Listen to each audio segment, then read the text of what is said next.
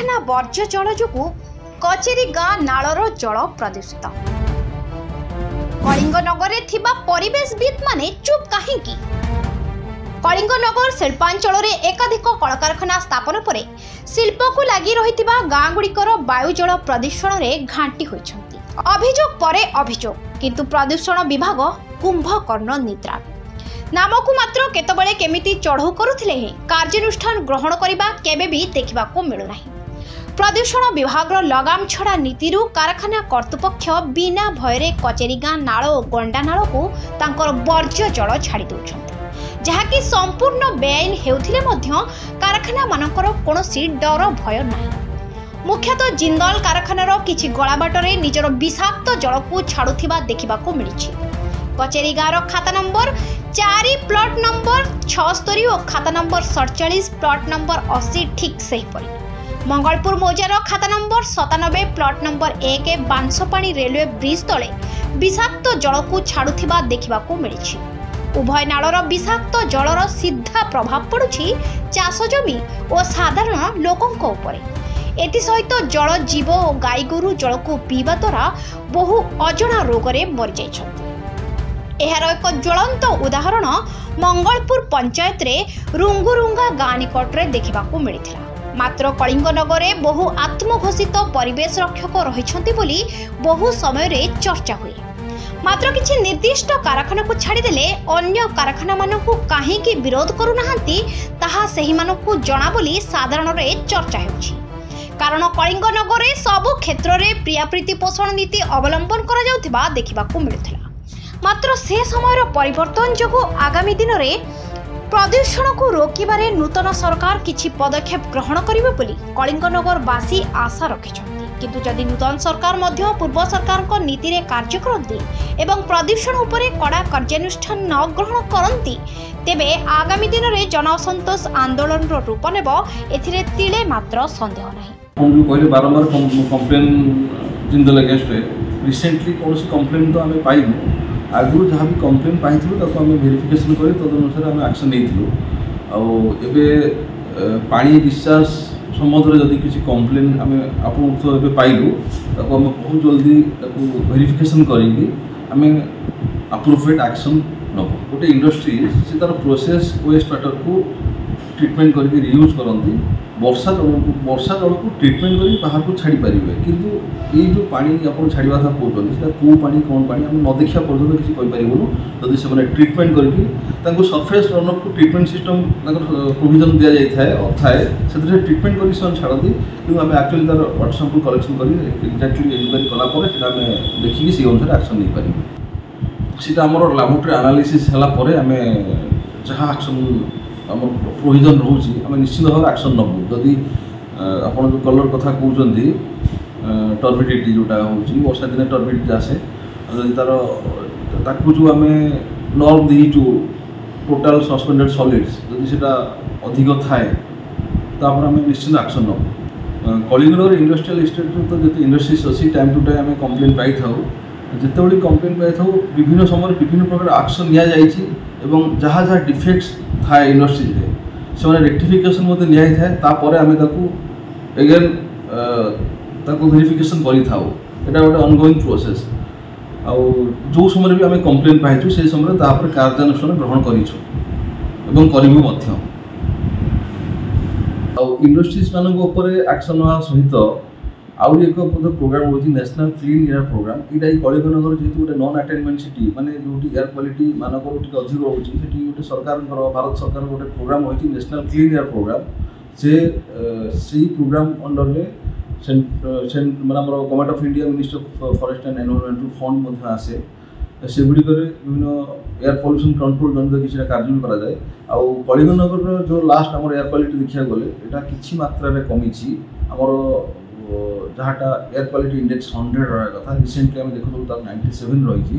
तो यहाँ भी गोटे पॉजिटिव सिग्नल सामूहिक भाव में समस्त एयर क्वालिटी को कंट्रोल करने जो डिपार्टमेंट किसी किसी रोचे कंट्रीब्यूशन जमी म्यूनिसिपालिटी है आरटीओ है पॉल्यूशन कंट्रोल बोर्ड है समस्त एफर्ट जारी रही से अनुसार एयर क्वालिटी बर्तमान अपग्रेड हो एवं जहाँ बर्तमान आम प्रोग्राम अंडर जहाँ जहाँ कार्यानुष्ठान अच्छी से ग्रहण चलती मैं आशा करुँ आउट अपग्रेड हम। उदय कुमार राउत मु जड़े चाषी। आज जो कला पानी आम गंडानाल बही जाऊँगी ता फल बहुत माछ आज मरी आम देखा पाइलु। आसी देखिलु जे जो मैंने भी गाधौं से मैंने कहले जे गाधेला कुंडिया कुंडिया सब हो फली जाऊँगी। आ जो गाई मैंने पानी पीऊँच से सहित चकड़ा चकड़ा फली जाऊँगी। से गो गाई भी मृत्यु मुखर पड़ुंट। आ चाष जमी पानी को मड़ाइले सब तुम पाकिलिया पड़ जाऊँगी गछ गछ चाष भी ठीक होनी।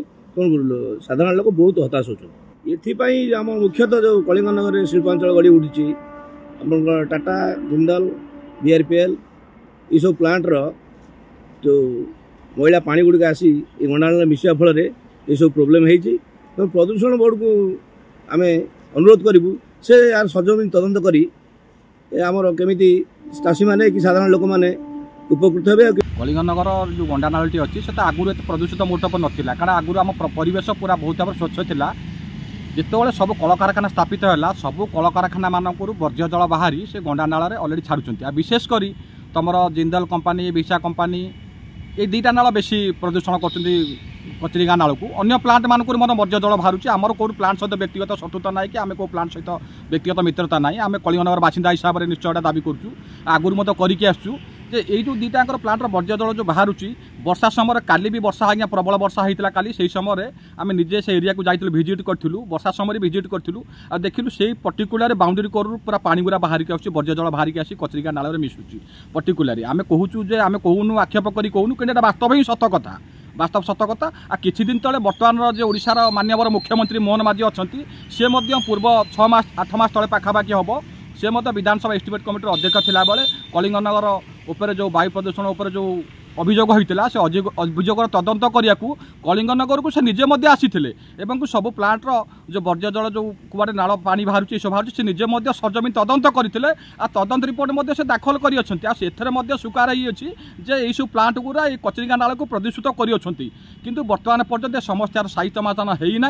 आ कलिंगनगर आंचलिक प्रदूषण अधिकारी जो बाबू मैंने अच्छा आमर अच्छा दायित्व अच्छा से कुंभकर्ण निद्रार शोई अच्छा से केवे प्लांट मानक कथा तो कहवा कथा नहीं कि वास्तव कथा हूँ प्लांट रु मोटाकर बटी नहीं कि चुप होगी बसुंट। जदि एक्चुअली वास्तव क्षेत्र में से वर्षा समय आसिक से जो नाल को सरजमीन तदंत करते तार जानते जे एक्चुअली वास्तव स्थिति कौन कि वास्तव स्थिति की अनुध्यान नक वर्षा पानी छाड़ा पर फांका समय जो समय कि वर्ज्य जल आसू तो से समय तदंत करने आसवे। आ किछि दिन पूर्व जखपुरा और तेलीबाड़ चाषी मैंने अभियोग करते तहसीलदार महोदय RI महोदय एमाने सांग होकर आसीथिले जे पूरा प्रकृत सत घटना से देखला जे चाष जमी उपर वर्ज्य जल मारिकी धान चाष भी होने एटा भी RI रिपोर्ट स्पष्ट होता कि बर्तमान पर्यंत से चाषी मान कौन क्षतिपूरण मिलेना ना कि कलिंगनगर वायु प्रदूषण कि जो कचरीगाँ नालर अवस्था सुधुरी ना कि भविष्य में केवे सुधुर ताहा भरोसा ना।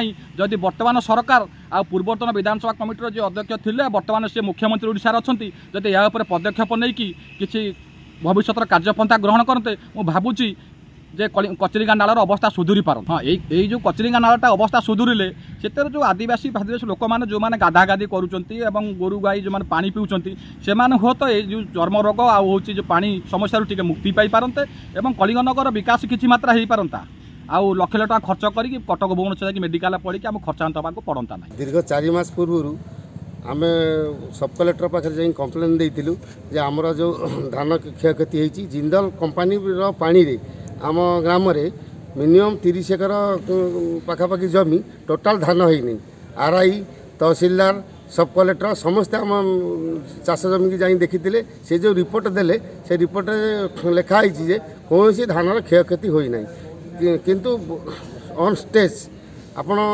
जो ऑफिसर सब जाइए से निजे देखिकी आसछंती जे धान होइने किंतु रिपोर्ट दिया जाइए जे धान होइछि।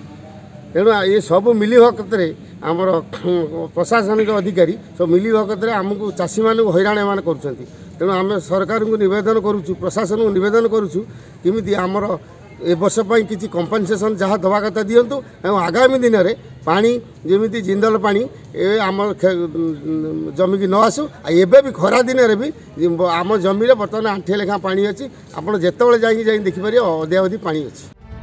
ଯାଜପୁର ଜିଲ୍ଲା ପ୍ରତିନିଧି ପଦ୍ମନାଭ ପହିଙ୍କ ରିପୋର୍ଟ, ଫୋକସ୍ ପ୍ଲସ୍।